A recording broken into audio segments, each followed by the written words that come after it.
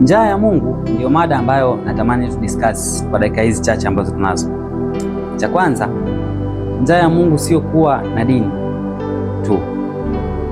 Njaa ya Mungu si kwenda kanisani peke yake. Njaa ya Mungu ni hamu ya ndani ya kumjua Mungu zaidi. The internal thirst to understand God.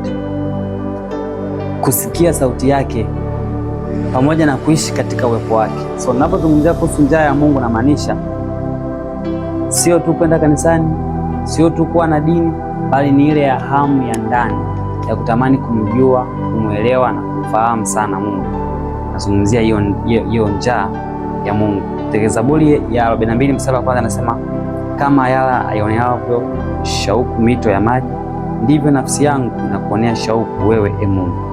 Watu wengi wana njaa ya mafanikio, fedha na sifa, lakini nafsi ya mwanadamu haiwezi kushibishwa na vitu vya dunia. There is no way you can be fulfilled your heart apart from the presence of God. Kuna namna unaweza ukawa ukashibishwa au ukatoshelezwa kwa kuwa na vitu tu, bali kwa kuwa na uwepo wa Mungu. Jiulize leo, je, nina njaa ya Mungu? Ndivyo ambavyo nilikuwa siku zote? Napanda au nashuka?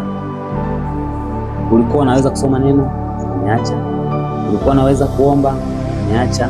Ulikuwa unatoa sadaka kwa bidii? Umeacha. Vitu vyote, na hujawahi kukaa hata kujitathmini kwamba mbona kama grafu yangu inashuka?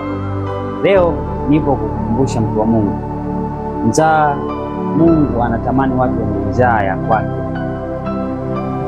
Hunger for God.